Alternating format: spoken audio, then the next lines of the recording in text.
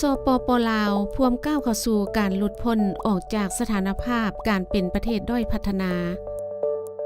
ในซุ้มปีต่อหน้าสิ่งท้าทายที่สุดแม่นการกำหนดโอกาสหรืออุปสรรคในการยุติความทุกข์ยากที่ให้แฮงและส่งเสริมความหังมีผาสุกอย่างทั่วถึงในทศวรรษที่ผ่านมาเศรษฐกิจของสปป.ลาวได้มีการเติบโตอย่างเข้มแข็งถึงจังใดก็ตามพวกเขาต้องเข้าใจอย่างลึกซึ้งว่ามันแม่นการเติบโตที่ทั่วถึงบ่และการเติบโตแบบนี้มีความยืนยงบ่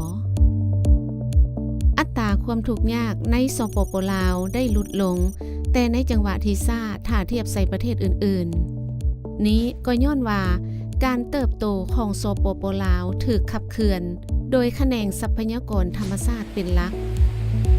ซึ่งได้สร้างจำนวนเวียกเหตุงานทำที่น้อยในเวลาเดียวกันแขนงการกสิกรรมและปรุงแต่ง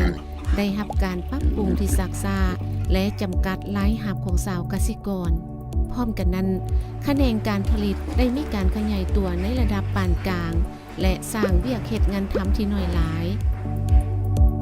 อันนี้อาจแม่นย้อนสภาพแวดล้อมธุรกิจที่ยุ่งยากการขาดเคินทรัพยากรมนุษย์ที่มีทักษะและมีการศึกษาขั้นพื้นฐานในขณะที่ชีวิตการเป็นอยู่ได้รับการปรับปรุงประชากรส่วนใหญ่ยังขาดการเข้าถึงคุณภาพการบริการขั้นพื้นฐานอัตราการเติบโตนี้จะสืบต่อมีความเข้มแข็งในอนาคตต่อหน้าหรือบ่คำตอบขึ้นอยู่กับว่าสปป.ลาวจะสามารถแก้ไขสิ่งท้าทายทางด้านเศรษฐกิจมหาภาคแนวใด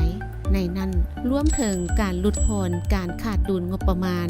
มาตรการคุ้มครองหนี้สินแบบยืนยง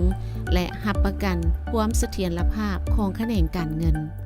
สปป.ลาวต้องสร้างโอกาสให้แขนงที่บ่แม่นทรัพยากรธรรมชาติเพื่อสร้างเวียกเหตุงานทำให้แรงงานหนุ่มน้อยจำนวน 900,000 คนในทศวรรษที่จะมาถึงสปป.ลาวจำเป็นต้องได้ลงทุนเข้าในสุขภาพและการศึกษาของประชาชนนอกนั้นการสร้างความเข้มแข็งในการคุ้มครองทรัพยากรธรรมชาติแม้นมีความสำคัญอย่างยิ่งการปกปักรักษาและขยายเนื้อที่ปกคลุมของป่าไม้การนำใช้มาตรการทางด้านกฎหมายอย่างเข้มงวดต่อแขนงอุตสาหกรรมขุดค้นและการคุ้มครองผลกระทบของแขนงไฟฟ้าน้ำตกแม้นมีความสำคัญในอนาคต